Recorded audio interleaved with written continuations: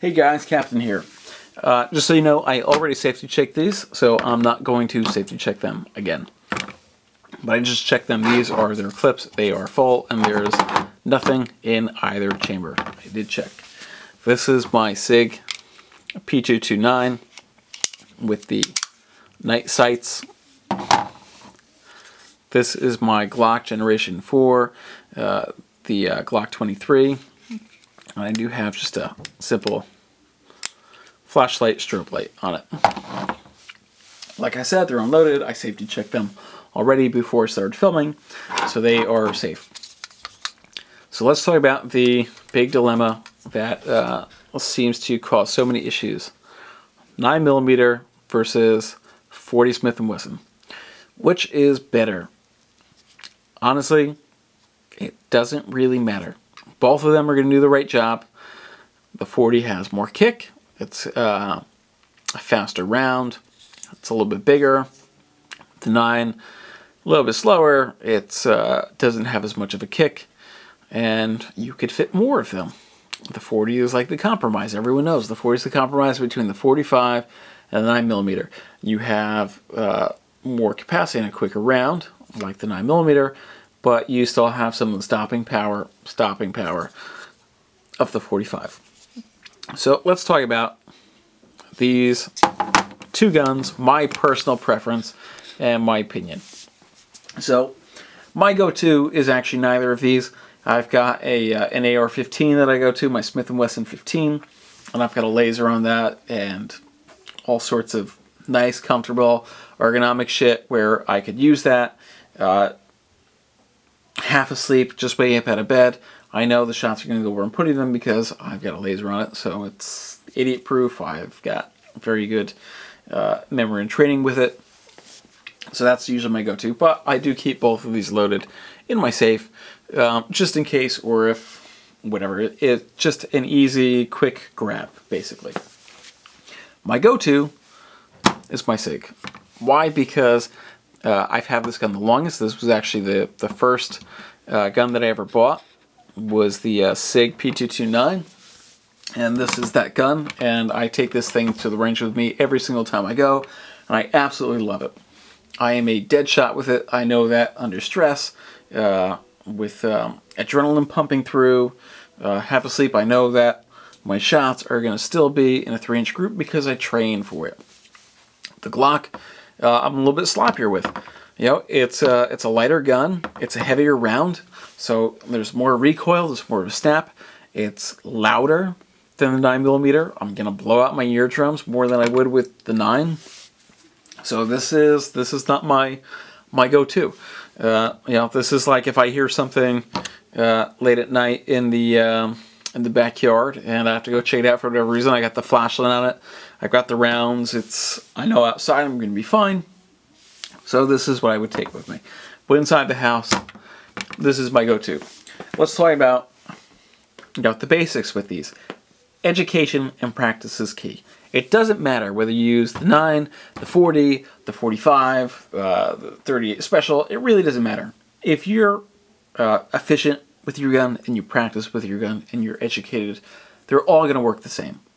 If you buy your gun for the one day that you may need it, you never do anything with it, you never practice with it, you never go to the range with it, that's where you're going to run into issues. Those are the idiots that you see in the news that are like, oh, I got shot with my own gun, and I shot this guy in the leg, and he ended up suing me and took my whole house, and blah, blah, blah, blah, blah. So I shot my neighbor's window out.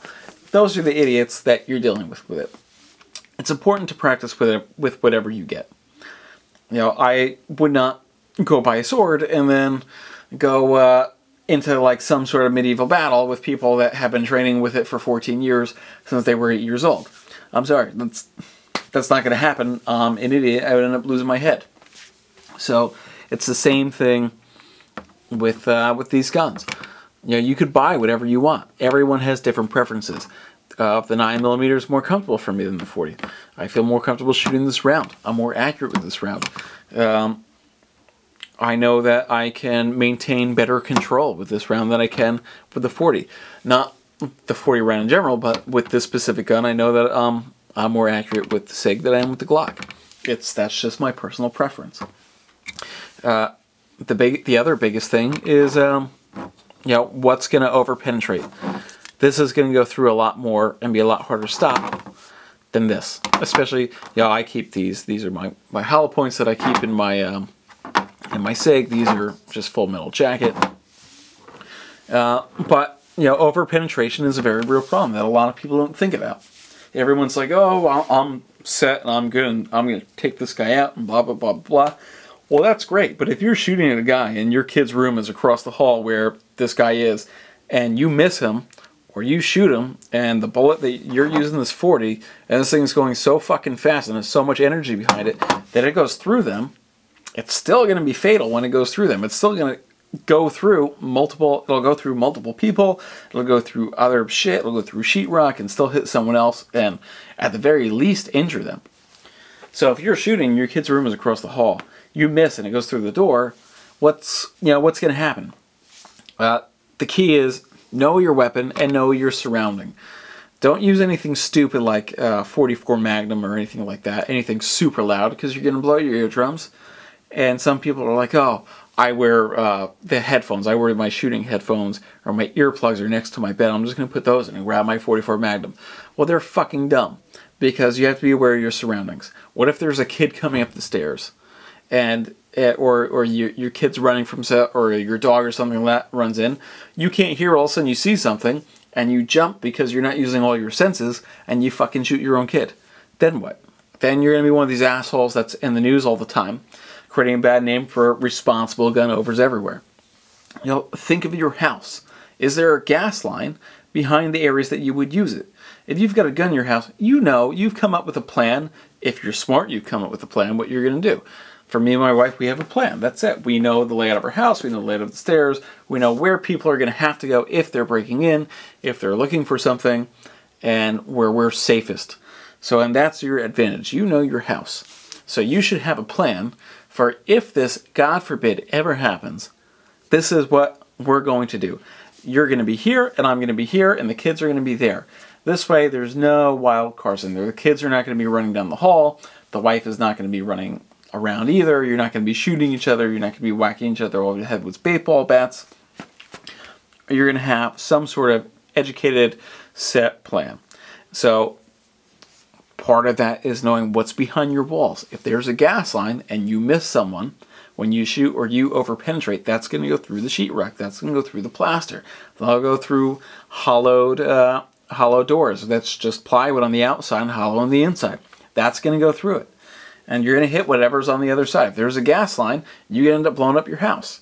If there's a water line, you're going to end up flooding out your house. So do you want to deal with all the events that come after a break-in and after potentially having to use some sort of lethal force on someone and then have to fucking worry about calling up a plumber because your house is flooding out? No, it's unnecessary.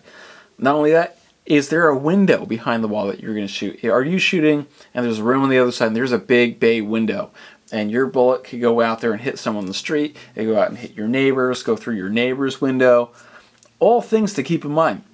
You want some sort of option where you know, all right, if I discharge this gun in the house, even if I miss, I know that everyone's going to be safe. No one in the house is going to be hit because of where I'm shooting. No one surrounding my house is going to be hit from where I'm shooting. And I'm not going to have any issues, safety issues, or hazards within the house where I'm shooting. Am I shooting into a solid wall? Am I shooting into a header? Am I shooting into a wall that's got masonry on the outside? I know that would stop it. There's no windows. There's tile work that'll help break that up. There's no plumbing. All things to keep in mind. You don't want to fucking start an electrical fire by shooting through electrical wires and that's hitting the water line. Next thing you know, your fucking house is on fire. It's just, you have to be aware of your surroundings. You have to be educated with what you're buying. You have to practice at least once a month with this thing. I mean, really, you should be practicing every single week. Shooting a gun isn't like riding a bike. You can't do it one time and then pick it up and expect to be shooting exactly the same the next time. It's a perishable skill. And some people think, oh, I used to be a bullseye back when I was in the Army 40 years ago, and next thing you know, they're accidentally shooting people walking down the street. that's just poor education, and that's just a big ego. No one's that good. You can't fucking pick up a gun after 10 years and do that. You're not in Taken. All right, it's not going to happen. Practice with your guns. It doesn't matter whether you've got the 9mm. It doesn't matter whether you've got the 40. It doesn't matter whether you've got the 45. Any gun you have that you plan on using, you practice with. The gun that you're most comfortable with is the gun that you're going to be the best with for home defense. So for me, you know what? Both of these I'm comfortable with. I'm more comfortable with this one. This is going to be the gun that I go to. This would be the gun that, if I had to go to it, that's what I would go to. If I exhausted this, if I couldn't get to this for some reason, I'm comfortable with this enough. Otherwise, I wouldn't shoot it. I've got guns that are emptied in my safe that I never keep loaded and only go to the range with me, or only go out to like Pennsylvania, New York State when we go shooting, because I don't feel comfortable enough using it in the house, so it's never loaded. The clips aren't loaded, the gun's not loaded, it's always empty, it's always kept in a separate part of the safe. My loaded guns are kept in one spot, my unloaded ones are kept in another spot. I'm not going to fuck around with it. I'm not going to do something that's going to hurt myself, that's going to hurt someone else or a member of my family, and it's not going to put anywhere else in my neighborhood at jeopardy, or the safety of my house. I'm not going to do it. Education, safety, and keeping up and practice. That's it. Keep up with whatever you're using. This I take out every week. I practice with it. That's what you have to do. If you don't do that, you're going to hurt yourself or someone else. So all these rounds, it doesn't fucking matter. Don't use a 44 Magnum because that's fucking stupid. Don't use a 357 because, again, the bang from the percussion on that is going to fucking blow your eardrums. Don't use that either. Use stuff that makes sense. You're not shooting King Kong over here. Chances are you're just shooting some sort of crackhead that's breaking your house. Like I said, God forbid it never happens, and none of us ever have to use our guns for self-defense, and we could just use them for fun at the range and have a safe, fun time with them. But if it does, you want to make sure that you're prepared for it and that everyone is safe. You, your family, your pets, and your neighbors, and anyone that's in the general area.